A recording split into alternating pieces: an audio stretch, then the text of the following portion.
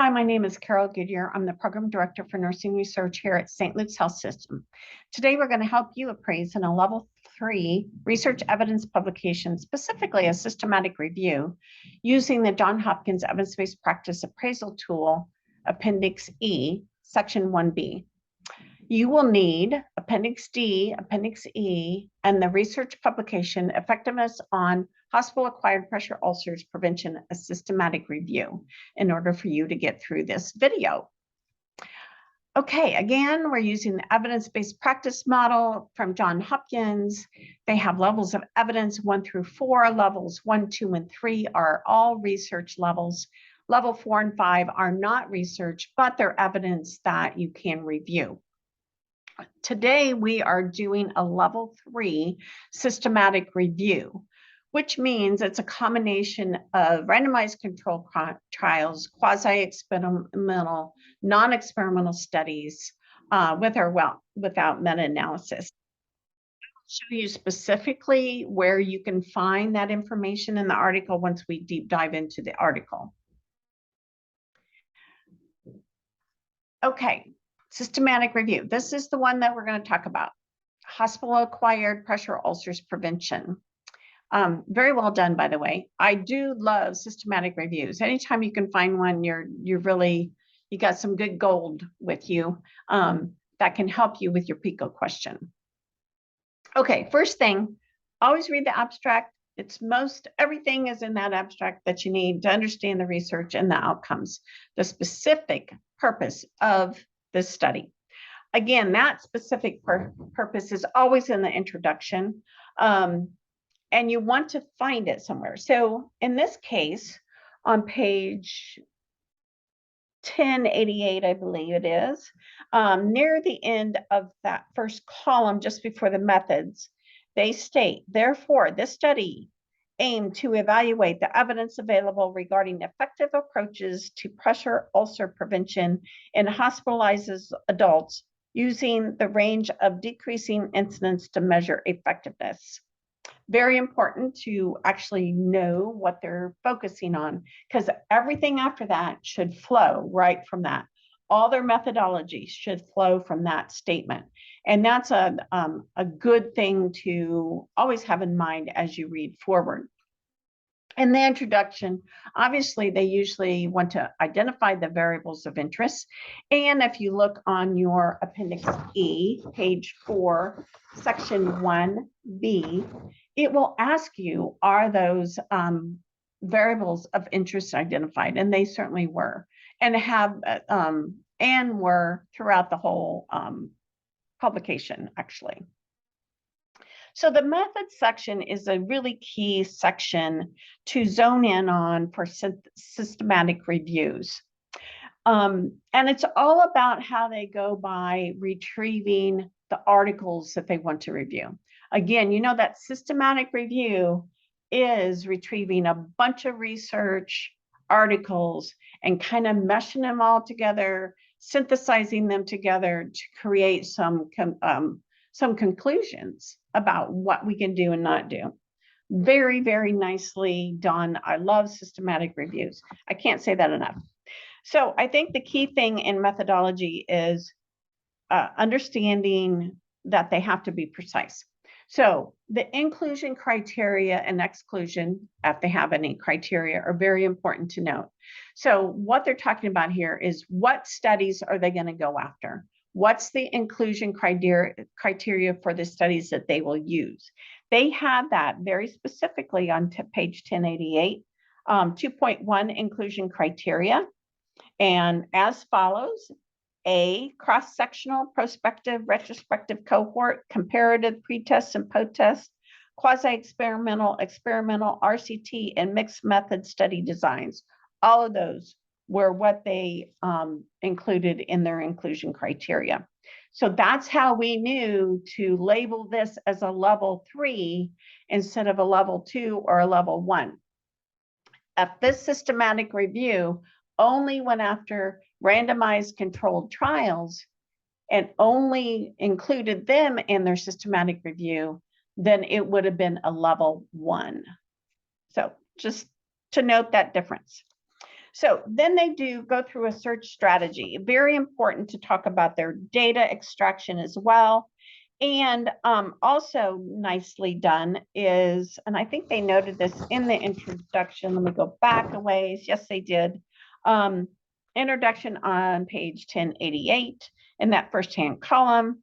They used their solid search strategy and reporting according to the PRISMA guidelines. PRISMA is the preferred reporting items for systematic reviews and meta-analysis. It's always good to make sure that any systematic review notes that they went by the PRISMA guidelines. You also will see that they had lots of PICO questions to guide their whole study of all of these studies together. Another really good piece is the flow diagram.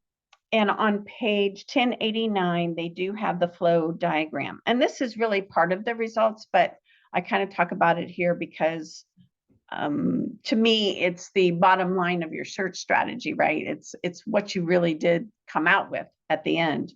And this flow diagram is very, very important to always find in a systematic review. If you don't find it in one, you probably could count off for not having that. Another key piece is what kind of appraisal methodology did they use? And they do note that on page 1089, 2.4, study quality was assessed using the evidence-based librarianship, EBL, critical appraisal checklist. This one is often used, this critical appraisal checklist is often used in these types of publications. So on our Appendix E, Section 1B, we have gone through several of the questions already. And now we're down to, what about the details of the studies? What about the results? What did they find? And always systematic reviews have the studies presented with all of their details, usually in tables. And there's a lot of tables in here. I think it's table 3 through 6. You will see all of the studies presented. And this is part of showing your findings, right? Another key piece in the findings is that they go through absolutely every single thing that they were interested in. Support services, education of healthcare professionals, multiple intervention programs, risk assessment tools, repositioning and early mobilization, reminder systems and patient care plans, preventative skincare, prophylactic dressings. So they really separated out all those kind of interventions for prevention of PUs, and they went in the details of what studies really zoned in on each one of those areas. So you can deep dive into that. It's kind of interesting to know how many studies they found specifically on prophylactic dressings or even early mobilization. But generally, you're going to get the bulk of all of your answers in the discussion section. And, they really come to the bottom line, I'll say here, in the discussion session. So they have conclusions about each one of the areas that they looked at. So for instance, on page 1094, under the support services, down near the bottom of that column, there's a statement that says, thus, more research is needed to understand in a greater depth the relationship between supporting services and pressure ulcer prevention. So that's the bottom line on support services. On health professionals education, which is the next section, also on the same page, their bottom line is the last sentence of their section. Therefore, the impact of education of healthcare professionals on pressure ulcer prevention still needs clarification. Pretty interesting, I thought that was. Multiple intervention programs, which is one of the areas that they went after. On page 1098, their conclusion statement, again, is that last sentence in the column there, just before risk assessment tools. Therefore, multiple intervention programs are more effective even not always with statistical significance, than single interventions for pressure ulcer prevention in hospitalized patients. Wow. Okay. So there's a little positive there. And then you could go on and finding those conclusion statements, which will help you tremendously to understand exactly what they did find and exactly how that helped you with your PICO question. Also in the discussion section, you definitely want to find a limitation section on their search strategy or limitations on whatever they did do when they were performing this systematic review.